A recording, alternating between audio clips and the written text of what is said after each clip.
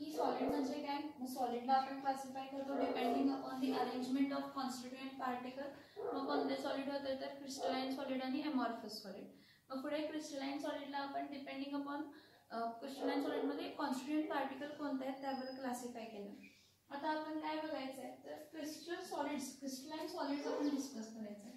म्हणजे crystalline solids actually कसे form होतात, काय फॉर्म होतात त्यासाठी बघा. युनिट सेल आणि ब्रमाइस लॅटिस. आता मी तुम्हाला ऍक्च्युली इन डिटेल काय सांगत बसणार नाही जास्त, कारण आपण हा टॉपिक बघितलेला आहे. तर मी तुम्हाला फक्त points to remember kind of thing मध्ये एक्सप्लेन करते. तर जास्त डिटेल सांगत बसले तर आपला टाइमही जाणार आणि आपल्याला म्हणजे त्याचा टाइम मिळणार नाही पूर्ण टॉपिक समजण्यासाठी. आता युनिट सेल म्हणजे काय असतं तर एक 2 डायमेन्शनल स्ट्रक्चर बघा. 2 डायमेन्शनल स्ट्रक्चर म्हणजे काय आहे बघा. हे जे कॉन्स्टिट्युएंट पार्टिकल्स आहेत सॉलिडचे हे हॉरिझॉन्टली आणि व्हर्टिकली अलाइन केलेले आहेत. हे जे कॉन्स्टिट्युएंट पार्टिकल आहेत सॉलिडचे ते हॉरिझॉन्टली आणि व्हर्टिकली काय केलेले आहेत तर अलाइन केलेले आहेत. तर जर आपण हे कॉन्स्टिट्युएंट पार्टिकल्स बघितले जे हॉरिझॉन्टली आणि व्हर्टिकली अलाइन केले 2 डायमेन्शन मध्ये, तर यांचं सेंटर जॉईन केलं. काय जॉईन केलं यांचं सेंटर जॉईन केलं. सेंटर जॉईन केलं आणि त्याला हॉरिझॉन्टल आणि व्हर्टिकल लाईन्स ड्रॉ केले. काय ड्रॉ केले हॉरिझॉन्टल आणि व्हर्टिकल काय केले लाईन्स ड्रॉ केले. तर जेव्हा आपण horizontal and vertical lines draw करतो, horizontal and vertical lines draw करतो तर तुम्हाला ह्या पर्टिक्युलर युनिट सेल मध्ये जे काही कॉन्स्टिट्युएंट पार्टिकल आहे ते काहीतरी डेफिनेट जॉमेट्री क्रिएट करतायत असं दिसतंय. म्हणजे तुम्हाला असा एक शेप बघा, हा रिपीट होत चाललाय. हा असा स्क्वेअर, हा जो स्क्वेअर आहे हा रिपीट होत चाललाय. हा 2 डायमेन्शन मध्ये झाला. कशामध्ये झाला तर 2 डायमेन्शन मध्ये झाला. कन्सिडर करा की हे जी पर्टिक्युलर एक लेअर आहे अशी खूप सारे लेअर आहेत. एक लेअर आहे अशी खूप सारे काय आहेत लेअर आहे. ह्यामध्ये काय होतात की जेव्हा आपण सेंटर टू सेंटर जॉईन करतो तर आपल्याला एक युनिट सेल मिळतो जो की रिपीट असतो. 3 डायमेन्शनली तो रिपीट होतो. 3 डायमेन्शनली तो काय होतो तर रिपीट होतो. हा जो पर्टिक्युलर एक युनिट सेल आहे तो 3 डायमेन्शनली रिपीट होतो. म्हणजे काय की एक कॉन्स्टिट्युएंट पार्टिकल इथं आहे, एक कॉन्स्टिट्युएंट पार्टिकल इथं आहे, एक कॉन्स्टिट्युएंट पार्टिकल इथं आहे, एक कॉन्स्टिट्युएंट पार्टिकल इथं आहे, एक कॉन्स्टिट्युएंट पार्टिकल इथं आहे, एक कॉन्स्टिट्युएंट पार्टिकल इथं आहे, एक कॉन्स्टिट्युएंट पार्टिकल इथं आहे, एक कॉन्स्टिट्युएंट पार्टिकल इथं. म्हणजे कॉन्स्टिट्युएंट पार्टिकल्सचे काय जॉईन केलेले आहेत तर कॉन्स्टिट्युएंट पार्टिकलचे सेंटर जॉईन केलेले आहेत. आणि कॉन्स्टिट्युएंट पार्टिकलचे सेंटर जॉईन करून जो आपल्याला 3 डायमेन्शनल स्ट्रक्चर जो रिपीट होताना मिळतो त्याला आपण काय म्हणतो तर unit cell. A unit cell is a 3-dimensional repeating structure in a crystal lattice. Crystal lattice मध्ये जो 3 डायमेन्शनल कॉन्स्टिट्युएंट मध्ये रिपीट होत जातो. म्हणजे असा एक युनिट सेल जो 3 डायमेन्शनली काय होत जात असतो तर रिपीट होत असतो त्याला आपण काय म्हणतो युनिट सेल. त्याला आपण काय म्हणतो युनिट सेल. तर हे जे युनिट सेल बघा इथं कॉन्स्टिट्युएंट पार्टिकल असणार आहे. एवढे मी छोटे ड्रॉ करतेय का तर तुम्हाला समजायला की हे कॉन्स्टिट्युएंट पार्टिकल असणार आहेत. ऍक्च्युली एवढे छोटे नसतात, हे फुल्ली ऑक्युपाइड असतात. हा मी ओपन स्ट्रक्चर ड्रॉ करते. कसला स्ट्रक्चर ड्रॉ करते आहे ओपन स्ट्रक्चर काय करते ड्रॉ करते. हा एका रो मध्ये दाखवलं मी. असा हा हॉरिझॉन्टली लेफ्ट हँड साइडला राईट हँड साइडला सगळ्या डिरेक्शन्सला लक्षात घ्या. सगळ्या डिरेक्शन्सला काय होत जाणार आहे तर रिपीट होत जाणार. सगळ्या डिरेक्शनला हा काय होत जाणार आहे तर रिपीट होत जाणार. आणि हे जे आहे ते कॉन्स्टिट्युएंट पार्टिकल आहे. आता हा जो युनिट सेल आहे ह्या युनिट सेलला 6 पॅरामीटर्स असतात. आता ह्या युनिट सेलचे 6 पॅरामीटर्स कोणते तर लेंथ, ब्रेथ आणि हाईट. एज लेंथ ह्या युनिट सेलचे 6 पॅरामीटर्स कोण आहेत तर लेंथ, ब्रेथ आणि कोण आहेत तर हाईट. म्हणजे काय हा लेंथ कन्सिडर करा, हा ब्रेथ कन्सिडर करा आणि हा काय कन्सिडर करा तर हाईट कन्सिडर करा. मग the parameters of unit cell 6 असतात. कोणते 6 तर लेंथ, ब्रेथ आणि हाईट. दुसरं एज लेंथ म्हणजे angle between A B, angle between B C आणि अँगल बिटवीन ए सी. मग angle between B and C कोण असतो तर अल्फा असतो. Angle between A and C कोण असतो तर बीटा असतो. आणि अँगल बिटवीन ए आणि बी कोणता असतो तर गॅमा असतो. काय म्हणते बघा, angle between B and C कोणता असतो alpha, angle between A and C कोणता असतो तर beta, angle between A and B कोणता असतो तर गॅमा. हे 6 पॅरामीटर्स काय, edge length A, B, C आणि त्यामधले अँगल्स कोणते अल्फा, बीटा आणि गॅमा, हे 6 पॅरामीटर्स काय करतात तर हे 6 पॅरामीटर एखाद्या युनिट सेलचा म्हणजे तो क्रिस्टल लॅटाईसचा स्ट्रक्चर कसा असणार आहे, तो क्रिस्टल लॅटाईसचा स्ट्रक्चर कसा असणार आहे हे पॅरामीटर सांगतात. मग त्याप्रमाणे आपण बेसिकली जर बघितले तर बेसिकली किती युनिट सेल आहेत म्हणजे क्रिस्टल लॅटाईस एक्झिस्ट होताना किती टाईपमध्ये होतो तर बेसिक 7 सिस्टीम आहेत. कसले सिस्टीम आहे, 7 बेसिक सिस्टीम आहेत. बेसिक सिस्टीम किती आहेत तर 7. आता बेसिक सिस्टीम 7 कोणते कोणते आहेत तर सगळ्यात पहिला क्यूबिक,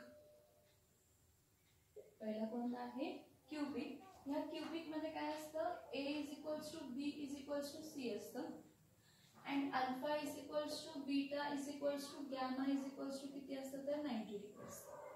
क्यूबिक सिस्टीम जी असते त्या क्यूबिक सिस्टीम मध्ये A = B = C असतं and alpha = beta = gamma = 90 degree असतं. नेक्स्ट क्यूबिक नंतर कोण असतं तर टेट्रागोनल. आता टेट्रागोनल मध्ये काय असतं, A = B असतं पण नॉट इक्वल्स टू काय असतं C. A = B असतं पण नॉट इक्वल्स टू काय असतं C and alpha = beta, alpha = beta = gamma = किती असतं तर 90 डिग्री असतं. हा टेट्रागोनल आहे. हे एज लेंथ 6 पॅरामीटर्स जे आहेत त्याबद्दल सांगते. क्यूबिकला A = B = C असतं, अल्फा = बीटा = गॅमा = 90 डिग्री. टेट्रागोनलला A = B not equals to C, alpha = beta = gamma = 90 degree. त्यानंतर कोण असतो तर रोम्बोहेड्रल असतो. रोम्बोहेड्रलला काय असतं, रोम्बोहेड्रलला काय असतं, A is not equals to B is not equals to C, alpha is equals to beta is equals to gamma is equals to काय असतं तर 90 डिग्री. रोम्बोहेड्रल नंतर कोण आहे monoclinic. मोनोक्लिनिकला A is not equals to B is not equals to C, तर alpha is equals to beta is equals to 90 degree असतं पण gamma is not equals to 90 degree. What is not equals to 90 degree, gamma is not equals to 90 degree. Next ट्रायक्लिनिकला काय असतं, A is not equals to B is not equals to C, alpha is not equals to beta is not equals to gamma is not equals to how much 90 degree. नाही ट्रायक्लिनिकला कोण असतं तर hexagonal असतं. ह्या hexagonal मध्ये काय असतं, A is equals to B असतं but not equals to काय असतं C असतं. नेक्स्ट खालचे अँगल कोणते आहेत तर alpha is equals to beta is equals to काय असतं 90 डिग्री असतं पण gamma is not equals to, gamma is equals to 120 degree असतं. Gamma angle between A and B, angle between A and B म्हणजे hexagon structure draw केला तर हा particular ए आणि हा पर्टिक्युलर बी कन्सिडर करा. ह्यामधला अँगल किती असतो तर ह्यामधला अँगल 120 डिग्री असतो हेक्सागॉन. आता ऑर्थोरोम्बिकला काय असतं बघा, ऑर्थोरोम्बिकला A is equals to B is equals to C असतं, alpha is equals to beta is equals to gamma असतं but not equals to 90 degree असतं. हे 7 बेसिक सिस्टीम झाले. हे काय झाले तर 7 बेसिक सिस्टीम झाले. ऍक्च्युली या 7 बेसिक सिस्टीम पासून 14 ब्रावाइस लॅटाईस सिस्टीम एक्झिस्ट करतात. का 14 ब्रावाइस लॅटाईस सिस्टीम तर जेव्हा कॉन्स्टिट्यूएंट पार्टिकल्सची अरेंजमेंट आपण बघत गेलो त्यावेळी आपल्याला असं दिसलं की जे कॉन्स्टिट्यूएंट पार्टिकल्स आहेत ब्रावाइस लॅटाईस सिस्टीमचे जे काही कॉन्स्टिट्यूएंट पार्टिकल आहेत ते फक्त कॉर्नरला आहेत असं नाही. तुम्हाला असे खूप सारे स्ट्रक्चर्स दिसतील. तुम्हाला असे थोडे युनिट सेल दिसतील ज्यामध्ये कॉन्स्टिट्यूएंट पार्टिकल्स कुठे आहेत, असे कॉन्स्टिट्यूएंट सिस्टीम दिसतील ज्यामध्ये कॉन्स्टिट्यूएंट पार्टिकल्स फक्त कुठे होते तर कॉर्नरला. असे एखादी सिस्टीम दिसेल ज्यामध्ये कॉन्स्टिट्यूएंट पार्टिकल कुठे होते, आठ कॉर्नरला होतेच ॲज वेल एज बॉडीच्या सेंटरला होते. त्यानंतर कॉन्स्टिट्यूएंट पार्टिकल्स कुठे होते, 8 कॉर्नरला होतेच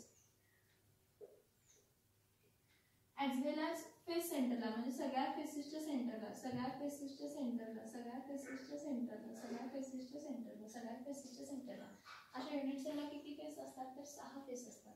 तर त्या 6 फेसेसला, त्या 6 फेसेसच्या सेंटरला काय होतात तर युनिट सेल कॉन्स्टिट्यूएंट पार्टिकल. आणि एक टाइप त्यामध्ये बघितला काय की जे कॉन्स्टिट्यूएंट पार्टिकल आहेत ते 8 कॉर्नरला असणारच आहेत. 8 कॉर्नरला असणारच आहेत, पण ॲज वेल एज आणि कुठे असणार आहेत तर कोणत्याही डायगोनली अपोजिट एंडच्या सेंटरला, कोणत्याही डायगोनली अपोजिट एंडच्या सेंटर, कोणत्याही डायगोनली अपोजिट एंडच्या कोणत्या तर सेंटरला. समजते का बघा. म्हणजे हा जो मी म्हटला फक्त कॉन्स्टिट्यूएंट आहे तो सिंपल युनिट सेल असतो. जो फक्त सेंटरमध्ये आहे बॉडीचा तो बॉडी सेंटर्ड युनिट सेल असतो. त्यानंतर जो असतो तो फेस सेंटर्ड युनिट सेल असतो आणि दुसरा कोणता असतो तर एंड सेंटर्ड युनिट सेल. आता हे जे युनिट सेल्स आहेत हे जर आपण बघितले 7 बेसिक लटाईज सिस्टीम मध्ये तर ते आपल्याला 7 बेसिक लटाईज सिस्टीम मध्ये हे मिळतात. काय तर क्यूबिक किती प्रकारचे होतात तर सिंपल क्यूबिक युनिट सेल होतं. दुसरा कोणता होता तर body centred cubic unit cell आणि नंतर कोणता होता तर face centred cubic unit cell. म्हणजे जो क्यूबिक युनिट सेल आहे ज्यामध्ये A = B = C असेल आणि अल्फा = बीटा = गॅमा = काय असतं 90 डिग्री असतं. त्या केसमध्ये काय असतं की क्यूबिक युनिट सेल किती टाइपचे घडतात तर simple cubic, body centred cubic, face centred cubic. Tetragonal मध्ये कोणता होतं तर सिंपल क्यूबिक आणि कोणता होतं तर बॉडी सेंटर्ड होतं. रोम्बोहेड्रल मध्ये कोणता होतं तर सिंपल क्यूबिक एक होतं आणि दुसरा कोणता होतो नाही सिंपल क्यूबिक नाही म्हणू शकत. सिंपल टेट्राहेड्रल एक असतो आणि बॉडी सेंटर्ड टेट्राहेड्रल एक असतो. टेट्रागोनल मध्ये कोण असतो सिंपल टेट्राहेड्रल आणि बॉडी सेंटर्ड टेट्राहेड्रल असतो. आता रोम्बोहेड्रल मध्ये काय होतं सिंपल रोम्बोहेड्रल पण असतो, बॉडी सेंटर्ड रोम्बोहेड्रल पण असतो, फेस सेंटर्ड रोम्बोहेड्रल पण असतो आणि एंड सेंटर्ड रोम्बोहेड्रल पण असतो. म्हणजे चारही एक्झिस्ट होतात. सिंपल पण, बॉडी सेंटर्ड पण, फेस पण आणि एंड सेंटर्ड पण एक्झिस्ट होतात. नेक्स्ट मोनोक्लिनिक किती टाइपचे असतात तर एकच सिंपल मोनोक्लिनिक म्हणजे कॉन्स्टिट्यूएंट पार्टिकल्स फक्त 8 कॉर्नर्सला असणार आहेत. ट्रायक्लिनिक मध्ये काय असणार आहे तर सिंपल ट्रायक्लिनिक कॉन्स्टिट्यूएंट पार्टिकल्स फक्त कॉर्नर्सला असणार आहेत. त्यानंतर सिंपल हेक्सागोनल म्हणता सिंपल हेक्सागोनल आणि नेक्स्ट कोणता आहे तर ऑर्थोरोम्बिक तो काय आहे तर सिंपल ऑर्थोरोम्बिक. आता हे जर काउंट केला तर किती होतात बघा 1 2 3 4 5 6 7 8 9 1 2 3 4 5 6 7 8 9 10 11 12 13.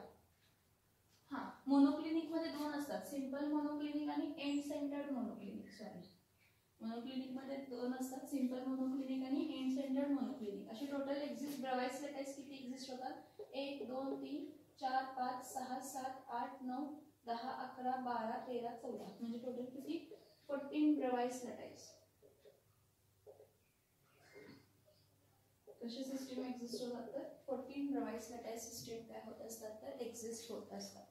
आता हे सगळं झालं युनिट सेल आणि ब्रवाइस लटाईज बद्दल. हे सगळं झालं युनिट सेल आणि ब्रवाइस लटाईज बद्दल. आता ह्यामध्ये आपण मेनली डिस्कस काय करतो तर simple cubic unit sale.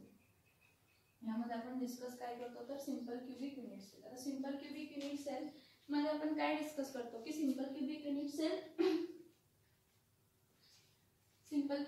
Sale चं रिलेशन आपण डिस्कस करतो की सिंपल क्यूबिक युनिट सेल मध्ये किती कॉन्स्टिट्यूएंट ऍटम आहेत, पॅकिंग एफिशियन्सी काय आहे आणि त्याचा एज लेंथ आणि रेडियसचं रिलेशन काय आहे. कशाचं रिलेशन आहे एज लेंथ आणि रेडियसचं. आता नेक्स्ट बघा सिंपल क्यूबिक युनिट सेल बघितला SC म्हणजे सिंपल क्यूबिक युनिट सेल. हे सिंपल क्यूबिक युनिट सेल मध्ये काय असणार आहे तर 8 कॉन्स्टिट्यूएंट पार्टिकल्स असणार आहेत आणि ते 8 कॉन्स्टिट्यूएंट पार्टिकल्स कुठे असणार आहेत तर 8 कॉर्नर्सला असणार. In simple cubic unit cell, number of atoms per unit cell. Number of atoms जर आपण per unit cell काढलं तर काय बघा 8 कॉर्नर्स आहेत आणि 8 कॉर्नर्सला 1/8 शेअर होतो. म्हणजे each constituent particle जो आहे हा जर constituent particle कन्सिडर केला ठीक आहे तर हा जो भाग आहे ना 1/8 एका स्फिअरचा किंवा एका बॉलचा 1/8 भाग एका युनिट सेलला काय होत असतो तर शेअर होत असतो. अशी टोटल किती युनिट सेल आहेत 8. शेअर किती होणार आहे 1/8 म्हणजे किती येणार तर 1. Number of atoms per unit cell for simple cubic unit cell काय असतं 1 असतं. आता याची पॅकिंग एफिशियन्सी मी तुम्हाला डायरेक्टली सांगते. पॅकिंग एफिशियन्सी याची किती असते तर 52%. जर पॅकिंग एफिशियन्सी 52% आहे तर वॉइड किती असतं? वॉइड म्हणजे एम्प्टी स्पेस. एम्प्टी स्पेस किती असणार आहे तर 48%. त्यामुळे आपण असं म्हणतो की सिंपल क्युबिक युनिट सेल हा अर्धा भरलेला असतो आणि अर्धा मोकळा असतो, पोकळ असतो. म्हणजे याची एफिशियन्सी तेवढी चांगली नाहीये, एवढा भरगच्च भरलेला नाहीये. आता इथं जेव्हा एज लेंथ बद्दल आपण डिस्कस करतो तर हा पर्टिक्युलरली एक सिंपल क्युबिक युनिट सेल असेल. तर हे सिंपल क्युबिक युनिट सेल मध्ये तुम्हाला असं दिसतं की जे कॉन्स्टिट्यूएंट पार्टिकल आहेत टू एज जॉईन झालेले असतात. कसे जॉईन झालेले असतात तर एज टू एज काय झालेले असतात तर जॉईन झालेले असतात. मग एज टू एज जेव्हा जॉईन झालेले असतात, हा एज लेंथ आहे, हा आर आणि हा आर. इथं edge length A is equals to किती असतो तर 2r. जे एज लेंथ आणि रेडियसचा रिलेशन असतो तो कसा असतो तर ए इज इक्वल्स टू काय असतं तर 2r. हे इम्पॉर्टंट पॉइंट आहे. सिंपल क्युबिक युनिट सेल मध्ये 8 कॉन्स्टिट्यूएंट पार्टिकल 8 कॉर्नर्सला आहेत जे 1/8 शेअर होतात. त्यामुळे एका युनिट सेल मध्ये नंबर ऑफ ॲटम किती असतं तर 1 असतं. पॅकिंग एफिशियन्सी किती आहे तर 52% आहे. वॉइड म्हणजे एम्प्टी स्पेस किती आहे तर 48% आहे. आणि एज लेंथ आणि त्याचं रिलेशन काय आहे ए इज इक्वल्स टू 2r किंवा a/2 is equals to r. हे इम्पॉर्टंट आहे, हे आपल्याला एक्झामला लागतं. हा इम्पॉर्टंट आहे आणि हा फॉर्म्युला आपल्या एक्झामला आपल्याला लागत असतो. नेक्स्ट बघा, सिंपल क्युबिक सेंटर्ड नंतर body centred cubic unit cell बघा, बीसीसी. तर बॉडी सेंटर्ड क्युबिक युनिट सेलला काय असतं की जो युनिट सेल आहे त्या युनिट सेल मध्ये 8 कॉन्स्टिट्यूएंट पार्टिकल्स कुठे असतात तर 8 कॉर्नर्सला असतात. 8 कॉन्स्टिट्यूएंट पार्टिकल्स कुठे असतात तर 8 कॉर्नर्सला असतात. आणि एक कॉन्स्टिट्यूएंट पार्टिकल जो असतो तो सेंटरला असतो. आणि हा जो सेंटरचा कॉन्स्टिट्यूएंट पार्टिकल आहे हा कोणाबरोबरही शेअर होत नाही. हा सेंटरचा जो कॉन्स्टिट्यूएंट पार्टिकल आहे हा कोणाबरोबरही शेअर होत नसतो. सेंटरचा कॉन्स्टिट्यूएंट पार्टिकल कोणाबरोबर शेअर होत नसतो तर number of atoms per unit cell. Number of atom per unit cell इथं किती असतं तर 1 जो बॉडीच्या आत आहे जो कोणाबरोबरही शेअर होत नाही, प्लस 8 जे की 1/8 शेअर होत आहे. मग 1 + 1 किती येणार आहे तर 2. कारण 8 × 1/8 आहे ना, म्हणजे हा काय झाला कट झाला म्हणजे 2 आले. हा, सो 1 + 1 किती आला तर 2. So number of atoms per unit cell किती असतात तर इथं 2. Next packing efficiency. ह्याची पॅकिंग एफिशियन्सी किती असते? ह्याची पॅकिंग एफिशियन्सी 68% असते. ह्याची पॅकिंग एफिशियन्सी किती असते तर 68% असते. मग वॉइड म्हणजे एम्प्टी स्पेस किती असणार आहे तर 32%. मग कंपेअर केलं कोणाबरोबर कंपेअर केलं?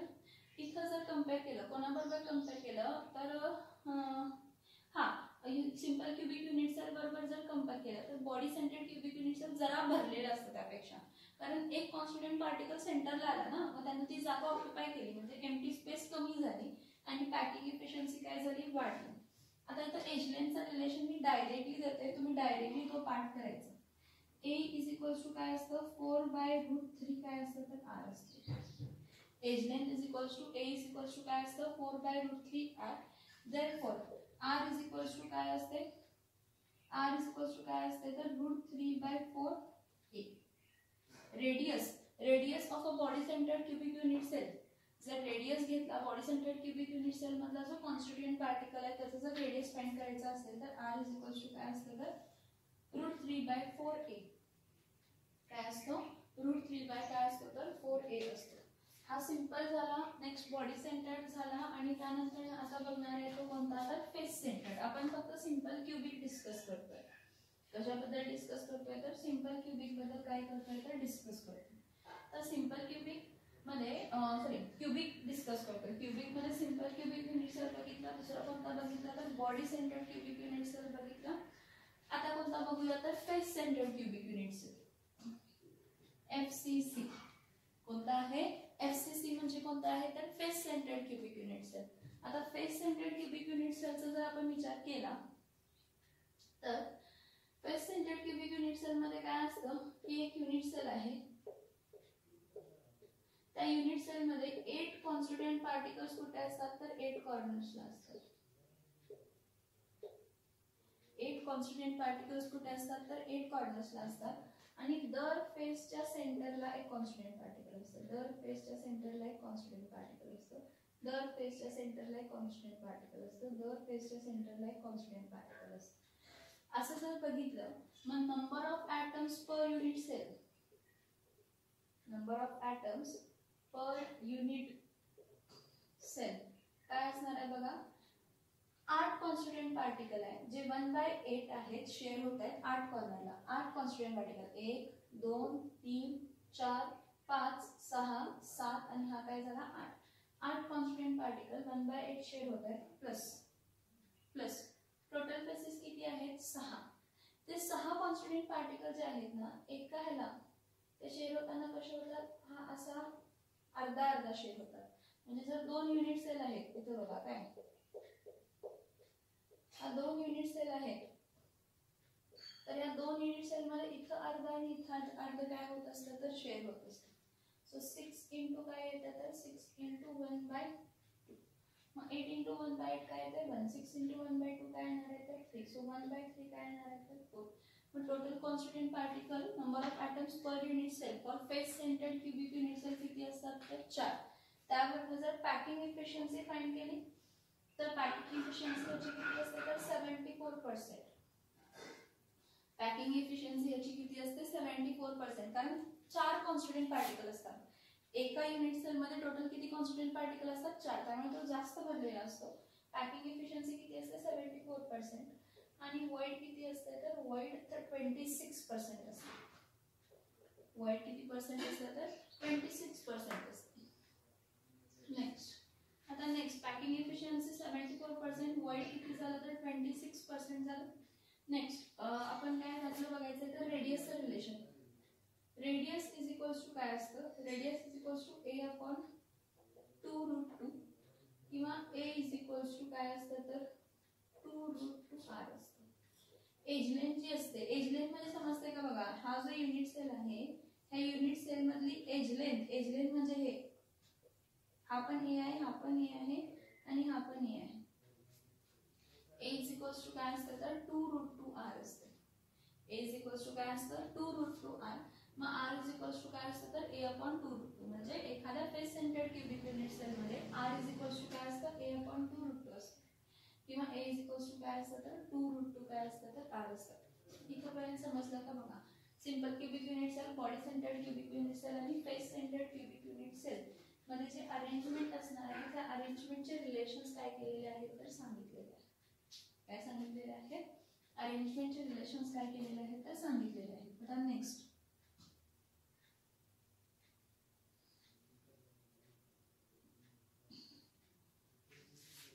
एखादा पर्टिक्युलर युनिट सेल आहे, एक सिंपल क्यूबिक युनिट सेल आहे, त्याची डेन्सिटी जर फाइंड करायची असेल तर त्याचा फॉर्म्युला काय असतो, density is equals to Z/m divided by Na into काय असतं तर AQ. Z/m divided by Na into काय असतं तर AQ. मग इथे Z म्हणजे काय आहे, Z म्हणजे नंबर ऑफ ॲटम्स. Z म्हणजे काय आहे, number of atoms in unit cell. मग Z is equals to number of atoms in unit cell असेल तर Z इज इक्वल्स टू 1 कधी असतं जेव्हा सिंपल क्यूबिक युनिट सेल असतं. सिंपल क्यूबिक युनिट सेल असतं. Z इज इक्वल्स टू 2 कधी असतं जेव्हा body centred cubic unit cell असतं. आणि Z इज इक्वल्स टू 4 कधी असतं जेव्हा face centred cubic unit cell असतं. काय म्हटलं, Z is the number of atoms in unit cell. So Z is equals to 1 कोणासाठी येणार आहे, सिंपल क्यूबिक साठी येणार आहे. Z इज इक्वल्स टू 2 कोणासाठी येणार आहे, body centred cubic unit cell येणार आहे. आणि Z इज इक्वल्स टू 4 कधी येणार आहे तर face centred cubic unit cell साठी. कोणत्या युनिट सेल साठी येणार आहे तर face centred cubic unit cell साठी येणार आहे. आता इथं नेक्स्ट Na म्हणजे काय आहे, Na म्हणजे ॲव्होगॅड्रो नंबर ऑफ पार्टिकल्स आहेत आणि ते किती असतात 6.022 इंटू 10⁻23. Na म्हणजे काय आहे, ॲव्होगॅड्रो नंबर ऑफ पार्टिकल्स जे काय आहे तर 6.022 इंटू 10⁻23. A म्हणजे काय आहे, एज लेंथ आहे. A म्हणजे काय आहे, एज लेंथ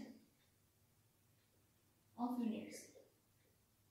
A म्हणजे काय आहे, edge length of unit cell आहे. मग AQ म्हणजे काय असते तर व्हॉल्यूम ऑफ युनिट सेल असते.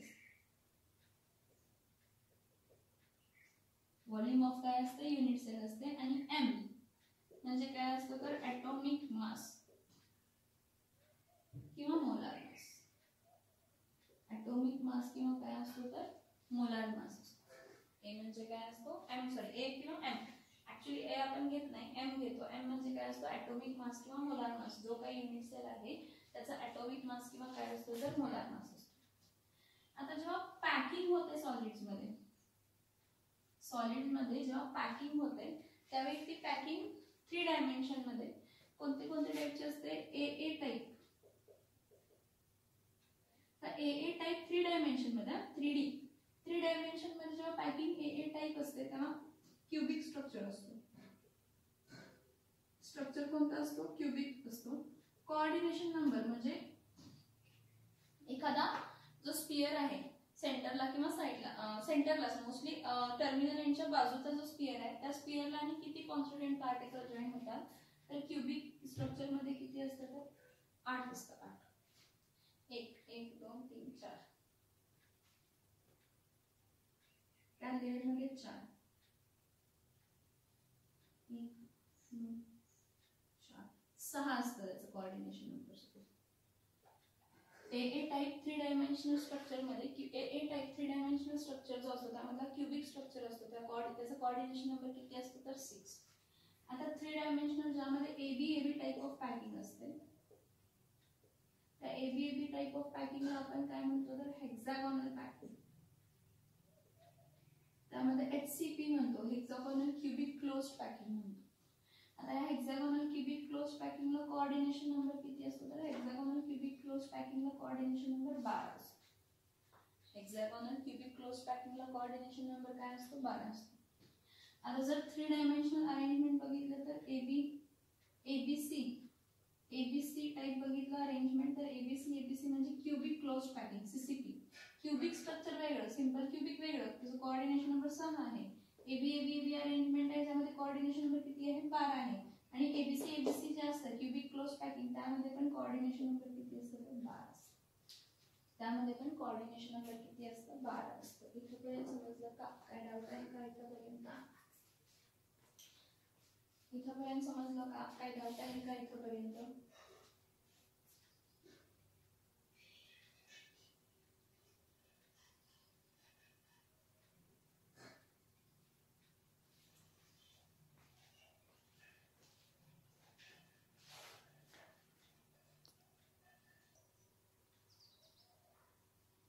ओके.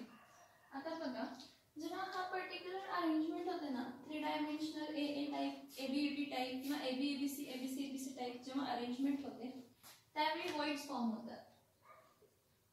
मग ते वॉइड्स किती फॉर्मचे असतात तर ते वॉइड्स 2 फॉर्मचे असतात.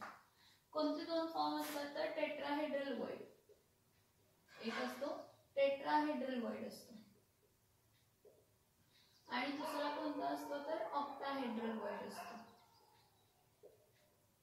टेट्राहेड्रल वॉइड किती जणांमुळे फॉर्म झालेला असतो तर tetrahedral void is form due to 4 spheres. कोणते 4 स्पियर तर जिथं जी लेयर आहे त्या लेयर मधले 3 स्पियर, जी लेयर आहे त्या लेयर मधले 3 स्पियर आणि वरच्या लेयर मधला एक स्पियर जो तो ट्रायंग्युलर वॉइड क्लोज करणार आहे. वरच्या लेयर मधला एक स्पियर जो तुम्हाला ट्रायंग्युलर वॉइड काय करणार आहे क्लोज करणार आहे त्याला आपण कसला वॉइड म्हणतो तर टेट्राहेड्रल वॉइड. नेक्स्ट ऑक्टाहेड्रल वॉइडला आपण काय म्हणतो तर त्या स्पियर त्या लेयर मधले 3 स्पियर आणि त्याची वरची लेयर, त्याच्या वरच्या लेयर मध्ये पण किती स्पियर तर त्याच्या वरच्या लेयर मध्ये पण 3 स्पियर पण अपोजिटली प्लेस केलेले आहेत. म्हणजे जर हे असे प्लेस केले तर हे असे प्लेस केले, अपोजिट प्लेस केले. बघा हा जर अशी अरेंजमेंट आहे तर याची बरोबर अपोजिट अरेंजमेंट. याला आपण कसले स्पियर म्हणतो तर ऑक्टाहेड्रल वॉइड्स. इथं जे फॉर्म होणार हा असा फॉर्म होणार स्टार शेप. हा बघा हा असा फॉर्म होतो. हा जो वॉइड आहे ह्याला आपण कसला वॉइड म्हणतो तर ऑक्टाहेड्रल वॉइड म्हणतो. ह्याला आपण कसला वॉइड म्हणतो ऑक्टाहेड्रल वॉइड म्हणतो. आणि इथं जो फॉर्म झाला हा टेट्राहेड्रॉन सारखा फॉर्म होतो. कसा फॉर्म होतो टेट्राहेड्रॉन फॉर्म होतो. हा टेट्राहेड्रॉन ह्याला कसला वॉइड म्हणतो तर टेट्राहेड्रल वॉइड म्हणतो. काय म्हणतो टेट्राहेड्रल वॉइड. म्हणजे टेट्राहेड्रल वॉइड किती स्पियर्स मुळे फॉर्म होतो 4 आणि ऑक्टाहेड्रल वॉइड किती स्पियर मुळे फॉर्म होतो तर 6. स्पिअरमुळे फॉर्म होतं तर 6. तर इथे एक रिलेशन दिलेलं आहे. काय रिलेशन दिले ते बघा, लक्षात ऐकायचं सगळ्यांनी. काय रिलेशन दिलं बघा. जर n स्पिअर असतील म्हणजे जे काही लॅटाईस मध्ये जे कॉन्स्टिट्युएंट पार्टिकल्स असतील जर ते n असतील, जर n स्पिअर असतील म्हणजे जी काही क्रिस्टल लॅटाईस आहे त्या क्रिस्टल लॅटाईस मध्ये 1000 कॉन्स्टिट्युएंट पार्टिकल असतील. If n spheres are present then tetrahedral voids किती बनतात? टेट्राहेड्रल वर्ड्स 2n असतात. टेट्राहेड्रल वर्ड्स किती बनतात? 2n. म्हणजे जर 1000 स्पिअर्सचं कॉन्स्टिट्युएंट 1000 स्पिअर्सचं क्रिस्टल लॅटाईस असेल, बघा मी काय म्हणते, 1000 स्पिअर्सचं क्रिस्टल लॅटाईस असेल तर 2000 टेट्राहेड्रल वर्ड्स असणार आहे. आणि ऑक्टाहेड्रल वर्ड्स किती असणार आहे? ऑक्टाहेड्रल वर्ड्स n असणार आहे. ऑक्टाहेड्रल वर्ड्स काय असणार आहेत तर n. बघा हे जे पर्टिक्युलर अरेंजमेंट आहे, ए टाइप अरेंजमेंट किंवा एबी टाइप किंवा ABC type of arrangement, textbook उघडायचे 3 डायमेन्शनल अरेंजमेंट, तो पूर्ण पॉइंट रीड करायचा तुम्हाला हा आणि लक्षात येईल. मी तुम्हाला फक्त रिव्हिजन पॉइंट ऑफ व्ह्यू ने सांगते आहे.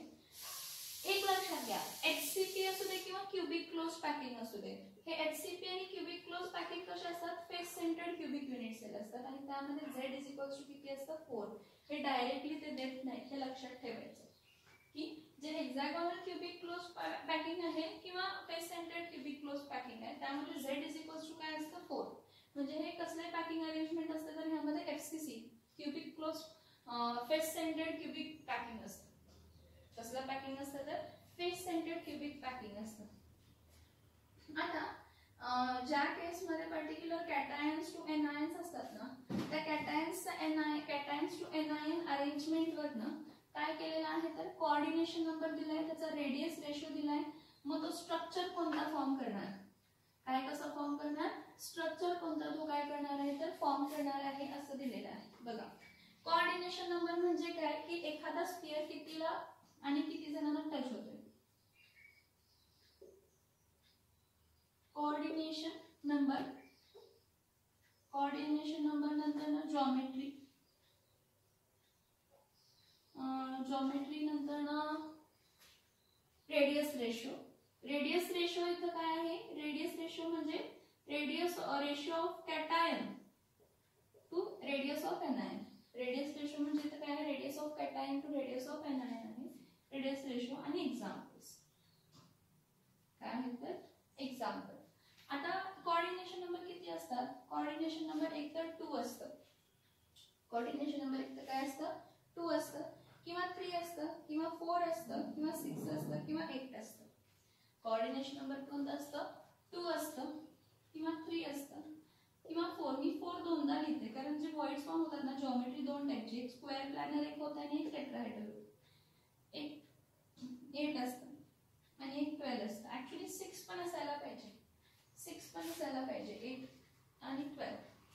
एक काम करा, इथे 6 घ्या आणि इथं काय घ्या तर 8 घ्या. हे कोऑर्डिनेशन नंबर्स आहेत. आता हे कोऑर्डिनेशन नंबर नंतर ना ह्यांची जॉमेट्री कोणती असते आणि कशी असते बघा. आता जॉमेट्री काय, कोऑर्डिनेशन नंबर 2 आहे म्हणजे हा स्फिअर आहे, ह्या स्फिअरला किती जण जॉईन होतात? दोघं म्हणजे हा स्ट्रक्चर कसा येणार आहे लिनियर. तसं हा स्फिअर आहे, ह्या स्फिअरला किती जण जॉईन झाले तर 3 म्हणजे हा जॉमेट्री कशी येणार आहे तर ट्रायंग्युलर. पण कसला ट्रायंग्युलर तर प्लॅनर ट्रायंग्युलर. कसला ट्रायंग्युलर येणार आहे जॉमेट्री? Planar triangular. ह्या जेव्हा कोऑर्डिनेशन नंबर 4 आहे त्यामध्ये 2 टाइप येतात, एक तर स्क्वेअर प्लॅनर म्हणजे स्क्वेअर प्लॅनर म्हणजे असे स्क्वेअर असणार आहे किंवा टेट्राहेड्रल जॉमेट्री येते.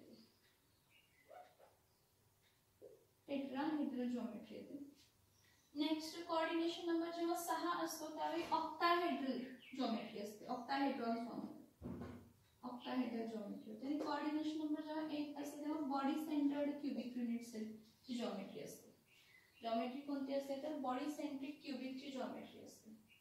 आता ह्या सगळ्यांचे रेंज दिलेले आहेत, ह्या सगळ्यांचे काय दिलेले आहेत तर रेंज दिलेले आहेत म्हणजे रेडियस रेशो फाइंड केलेला आहे. त्या रेडियस रेशो वरनं काय दिलेले आहेत तर व्हॅल्यूज दिलेले आहेत. आता काय व्हॅल्यूज दिले ते बघा. जर रेडियस रेशो 0.0 जर रेडियस रेशो 0.155, जर रेडियस रेशो 0.155 पेक्षा कमी असेल, 0.155 पेक्षा काय असेल, कमी असेल, तर आपल्याला कसला स्ट्रक्चर मिळतो, तर लिनियर स्ट्रक्चर मिळतो. जर रेडियस रेशो 0.155 टू 0.225 ह्या रेंज मध्ये असेल तर काय असतो, ट्रायंग्युलर असतो. 0.155 टू 0. काय असेल 225, तर तो कोण असतो, तर ट्रायंग्युलर जॉमेट्री असते. कसली जॉमेट्री असते, ट्रायंग्युलर. हा चार्ट पाठ करायचा सगळ्यांनी, हा चार्ट सगळ्यांनी पाठ करायचा, हा इम्पॉर्टंट चार्ट आहे. हा चार्ट सगळ्यांनी पाठ करायचा, हा इम्पॉर्टंट चार्ट आहे, लक्षात घ्या. जर जॉमेट्री 0.225 एक बघा ना, जर जॉमेट्री 0.225 टू 0.414 असेल, 0.225 टू 0.414 असेल तर टेट्राहेड्रल, आणि 0.414 टू 0.732 पहिला टेट्राहेड्रल मी लिहायला पाहिजे होता आणि मग स्क्वेअर प्लॅनर लिहायला पाहिजे होता. ठीक आहे, तरी पण 0.225 टू 0.414 असेल तर टेट्राहेड्रल, आणि 0.414 टू 0.73 असेल तर स्क्वेअर प्लॅनर. आता नेक्स्ट बघा, नेक्स्ट 0.4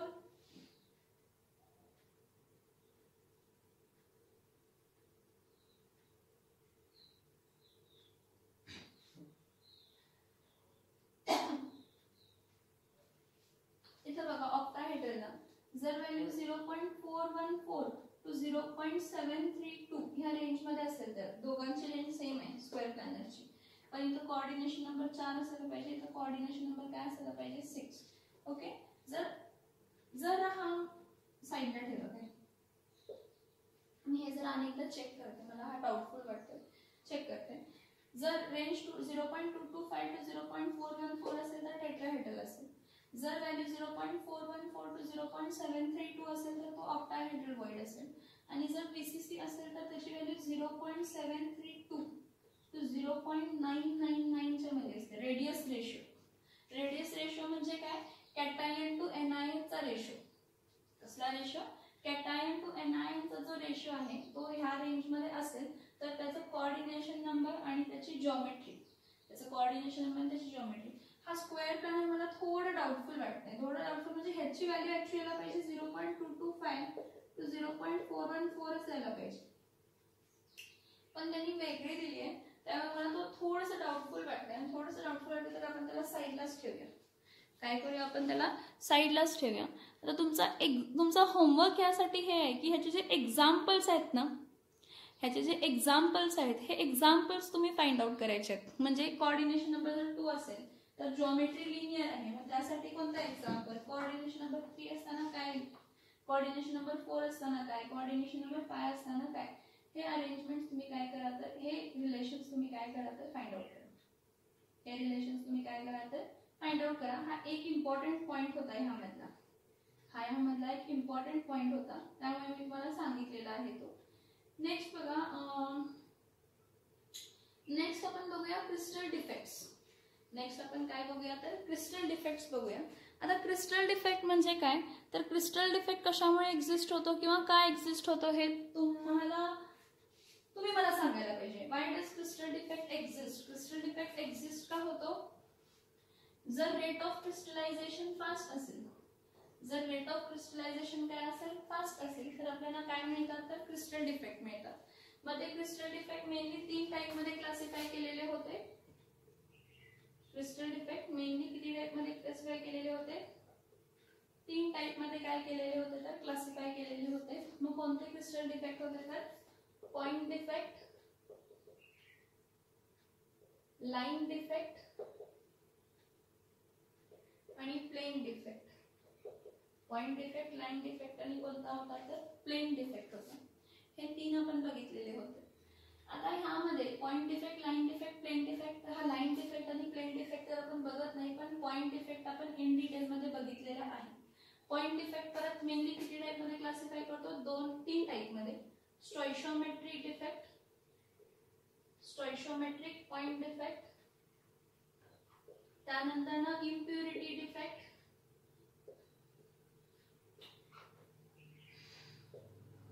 त्यानंतर ना non स्टॉइशियोमेट्रिक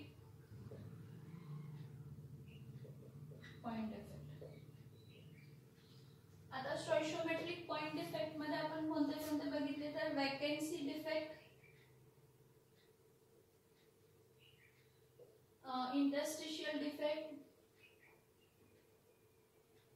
vacancy defect, interstitial defect. पण ते जर आयोनिक सॉलिड्स मध्ये झाले तर आपण त्याला काय म्हणतो स्कॉटकी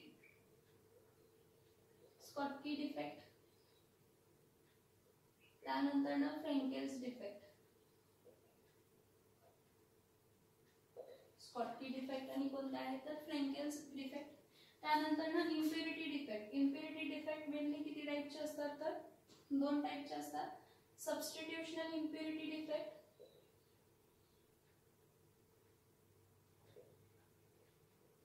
सबस्टिट्यूशनल इम्प्युरिटी डिफेक्ट आणि इंटरस्टिशियल इम्प्युरिटी डिफेक्ट.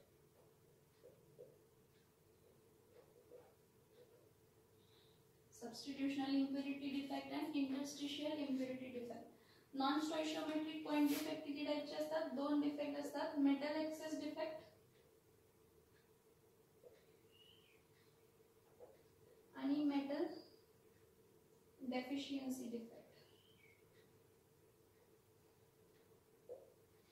मला फक्त एवढं सांगायचं आहे की हे जे काही क्रिस्टल डिफेक्ट्स आहेत ना, हा क्रिस्टल डिफेक्टचा जो काही पॉइंट आहे, हा क्रिस्टल डिफेक्टचा पॉइंट तुम्ही स्वतः रीड करा, प्रॉपरली रीड करा. मी तुम्हाला ओव्हरऑल ओव्हरव्ह्यू दिलाय की क्रिस्टल डिफेक्ट 3 टाइपचे असतात. पॉइंट डिफेक्ट, लाईन डिफेक्ट आणि प्लेन डिफेक्ट असतात.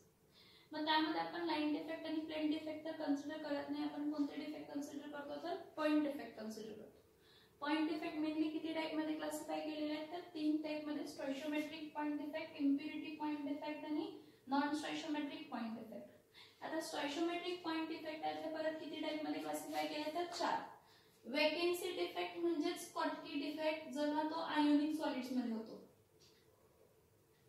जो वॅकन्सी डिफेक्ट असतो तो सेम, त्याला नाव स्कॉटकी डिफेक्ट दिलंय पण कशामध्ये तर आयोनिक सॉलिड्स मध्ये. फ्रेंकेल्स डिफेक्ट, इंटरस्टिशियल डिफेक्ट म्हणजे फ्रेंकेल डिफेक्ट जेव्हा तो कशामध्ये होतो तर आयोनिक सॉलिड्स मध्ये होतो. म्हणजे स्टॉइशियोमेट्रिक डिफेक्ट 4 टाइप मध्ये क्लासिफाय केलेत. Vacancy defect, interstitial defect, Schottky defect आणि फ्रेंकेल डिफेक्ट असं क्लासिफाय केलेलं आहे. नेक्स्ट इम्प्युरिटी डिफेक्ट मध्ये आपण स्टील आणि ब्रास एक्झाम्पल बघितलेलं. Brass is a example of substitutional impurity defect आणि steel is an example of interstitial impurity defect. My thing is की तुम्ही ते पॉइंट प्रॉपरली रीड करा किंवा त्याच्या रिलेटेड जो व्हिडिओ आहे तो प्रॉपरली बघा. त्यामध्ये जे काही बेसिक पॉइंट्स आहेत ते सगळे इन डिटेल मध्ये तुम्ही बघायचे आहे. हे तुमचं काम आहे की तुम्ही रीड करणार आहे क्रिस्टल डिफेक्ट्स मध्ये. नॉन स्टॉइशियोमेट्रिक पॉइंट डिफेक्ट मध्ये आपण 2 बघतो, मेटल एक्सेस डिफेक्ट आणि metal deficiency defect. Metal deficiency defect मध्ये आपण ते एफ सेंटर्स पण बघितलेले आहेत. तर it's your work, it's your job to read the particular defects, crystal defect. त्यानंतर इलेक्ट्रिकल प्रॉपर्टीज मोस्टली कॅन्सल केलेल्या आहेत, तरी पण तुम्ही इलेक्ट्रिकल प्रॉपर्टीज रीड करा. इलेक्ट्रिकल प्रॉपर्टीज कॅन्सल आहेत. मॅग्नेटिक प्रॉपर्टी मध्ये सबस्टन्स 3 टाइप मध्ये क्लासिफाय केला जातो. डायमॅग्नेटिक, पॅरामॅग्नेटिक आणि फेरोमॅग्नेटिक. एखादा मटेरियल, एखादा सॉलिड सबस्टन्स डायमॅग्नेटिक, पॅरामॅग्नेटिक किंवा फेरोमॅग्नेटिक कसा क्लासिफाय केला जातो तर डायमॅग्नेटिक हा मॅग्नेटिझम दाखवत नाही, वीकली रिपेल होतो, नो मॅग्नेटिझम डायमॅग्नेटिक. पॅरामॅग्नेटिक मध्ये स्लाइट मॅग्नेटिझम आणि फेरोमॅग्नेटिक मध्ये हायली मॅग्नेटिक असतो. डायमॅग्नेटिक मध्ये अनपेड इलेक्ट्रॉन 0 असतात, नो अनपेड इलेक्ट्रॉन डायमॅग्नेटिक मध्ये. पॅरामॅग्नेटिक मध्ये अनपेड इलेक्ट्रॉन 1 किंवा 2 किंवा 3 असतात आणि फेरोमॅग्नेटिक मध्ये अनपेड इलेक्ट्रॉन किती असतात तर 4 किंवा 4 पेक्षा जास्त अनपेड इलेक्ट्रॉन असतील. जेव्हा 4 किंवा 4 पेक्षा जास्त अनपेड इलेक्ट्रॉन आहेत एखाद्या सबस्टन्स मध्ये, सॉलिड सबस्टन्स मध्ये, तो फेरोमॅग्नेटिक आहे. त्यामध्ये परमनंट मॅग्नेटिझम आहे. त्यामध्ये परमनंट मॅग्नेटिझम आहे, तर मग तुम्ही मॅग्नेटिक फील्ड मध्ये प्लेस केला तर तो हायली अट्रॅक्ट होतो. पॅरामॅग्नेटिक काय आहे, टेम्पररी मॅग्नेटिझम आहे. त्यामध्ये अनपेड इलेक्ट्रॉन किती असतात 1, 2, 3. जर तुम्ही त्याला मॅग्नेटिक फील्ड मध्ये ठेवला तर तो वीकली अट्रॅक्ट होतो. आणि डायमॅग्नेटिक मध्ये कोणतेही अनपेड इलेक्ट्रॉन नाही आहेत, त्यामुळे जर तुम्ही त्याला मॅग्नेटिक फील्ड मध्ये ठेवला तर तो रिपेल होतो कारण त्यामध्ये मॅग्नेटिझम नाहीये. This is all about solid state. हे जे काय आहे सॉलिड स्टेट बद्दल आहे. यातले आणि थोडे पॉइंट्स आहेत मी बघा सगळे पॉईंट्स एका 2 लेक्चरमध्ये थिओरॉटिकल कम्प्लीट करू शकत नाही. It is not possible. So काय करेन मी, जेव्हा जेव्हा तो क्वेश्चन येईल त्या क्वेश्चनच्या वेळी मी तुम्हाला ते पॉईंट्स काय करेन, एक्सप्लेन करेन. For example inter atomic distance म्हणजे काय अजून मी तुम्हाला सांगितलेलं नाहीये. इंटर ॲटॉमिक डिस्टन्स म्हणजे काय असतं, व्हॉल्यूम ऑफ युनिट सेल कसं फाइंड करतो, तर त्या रिलेटेड जेव्हा क्वेश्चन येईल त्यावेळी मी तुम्हाला तो पॉईंट काय करेन तर एक्सप्लेन करेन. But it's your work, it's your responsibility की तुम्हालाही ते सगळे नोट्स प्रॉपरली काय करावे लागतील तर रीड करावे लागतील आणि करावेच लागणार जर चांगले मार्क्स पाहिजे असतील. ठीक आहे. आता नेक्स्ट लेक्चरला उद्या आपण काय करूया की ह्याचे न्यूमरिकल स्टार्ट करूया. तर एक काम करायचं सगळ्यांनी की जेव्हा तुम्ही ते व्हिडिओ बघशील त्यावेळी तुमच्या हातात म्हणण्यापेक्षा तुमच्याकडे ती हे पाहिजे प्रिंट काढलाय की नाही, प्रिंट अजून तुम्हाला दिलेलं नाही, त्यामुळे मोबाईलवर तरी ठेवा रेडी. ॲटलिस्ट मी तुम्हाला जेव्हा रीड करेन त्यावेळी तुमच्या लक्षात येईल की तो क्वेश्चन त्या रिलेटेड आहे वगैरे.